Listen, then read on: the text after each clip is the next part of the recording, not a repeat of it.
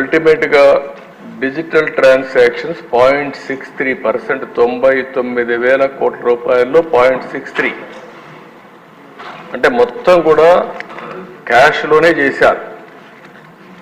ఇప్పుడే మీరు మాట్లాడుతున్నారు, ఇది ఫిట్ కేసు అండి, ఈడీ కూడా ఎన్ఫోర్స్మెంట్ డైరెక్టరేట్ కని కూడా చెప్పే పరిస్థితికి వచ్చారు. ఎందుకంటే ఇంత పెద్ద ఎత్తున ట్రాన్సాక్షన్ జరగకూడదు క్యాష్, అందులో గవర్నమెంట్లో అంత పెద్ద ఎత్తున ట్రాన్సాక్షన్ చేసే పరిస్థితికి వచ్చారు. ఇప్పుడే రఘురామకృష్ణ గారు మాట్లాడినప్పుడు 1 రోజులో 2 రోజుల్లో పంపించేశారు ఇంప్యూరిటీస్.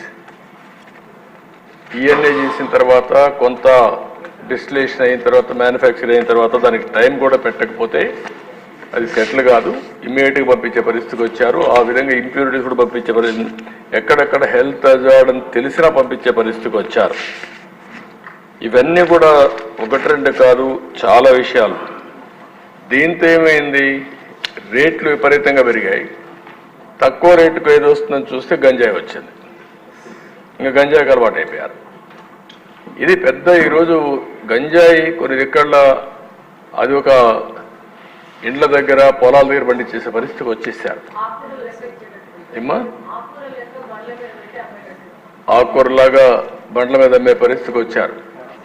అంటే ఇది ఒక పెద్ద భయంకరమైన సిచ్యువేషన్. ఇప్పుడు ఏంటి, మనం చూస్తున్నాం, గంజాయి తాగిన వాడు అటాక్లు మొదలుపెట్టారు. మోటార్ బైకుల్లో వెళ్ళిపోయేసి ఎవరన్నా మాట్లాడితే వాళ్ళు కొట్టేస్తున్నారు అంతే.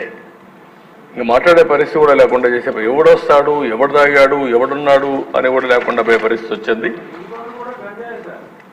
ఒక క్యాబినెట్ సబ్ కమిటీ కూడా వేసాం. మన వెనుకొండలో జరిగింది కూడా అదే జరిగిందని మన మిత్రులందరూ చెప్పే పరిస్థితి వచ్చారు. 1-2 కాదు అధ్యక్ష. ఇప్పుడు ఏమైందంటే ఇదంతా కూడా అన్మేనేజబుల్ అయిపోయింది, ఇర్రిపేరబుల్ అయింది, అన్మేనేజబుల్ అయింది. మన మర్యాద చెప్పే వినే పరిస్థితులు లేరు.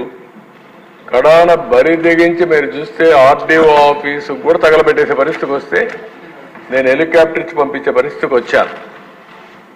ఇక్కడే దేశ జంగారెడ్డిగూడెంలో ఆ రోజు ఇల్సిట్గా సారాగాంచి ఇవన్నీ చేస్తే 21 మంది చనిపోయారు. పార్టీ పరంగా పోయి ఆ రోజు మనం డబ్బులు కూడా పే చేసే పరిస్థితికి వచ్చాం.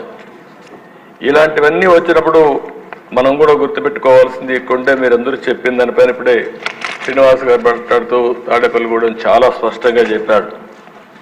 ఈఎన్ఏ కూడా సరిగా చేయకుండా రా లిక్కర్ పంపించేస్తున్నారు, డిస్టిల్ చేసి దానికి మొలాసిస్ పంపించేస్తారని చెప్పాలి. మాటలు చెప్పాలంటే ఎక్కడికెక్కడ స్పిరిట్ పంపిస్తున్నారు, మొలాసిస్ నుంచి స్పిరిట్ తీసి పంపించేస్తున్నారు. ఇవన్నీ కూడా చాలా భయంకరమైన సిచ్యువేషన్స్ ఉన్నాయి.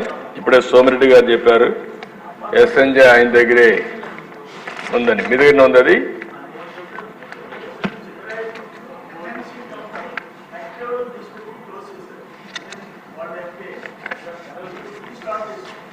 మళ్ళీ ఆయన వచ్చి స్టార్ట్ చేశాడు, మంచి బేరం.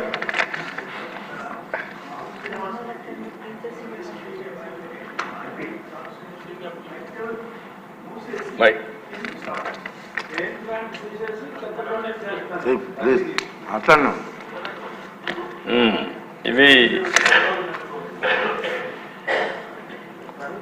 అధ్యక్ష మేము హౌస్ కామీ ఇస్తున్నాం. ఇప్పుడు డిప్యూటీ సీఎం గారు చెప్పినట్టు, ఇక్కడ సభ్యులందరూ చెప్పినట్టు ఇంకా తరో ఎంక్వైరీ చేసి రెఫర్ చేయడమా లేకపోతే రెఫర్ చేయడమా?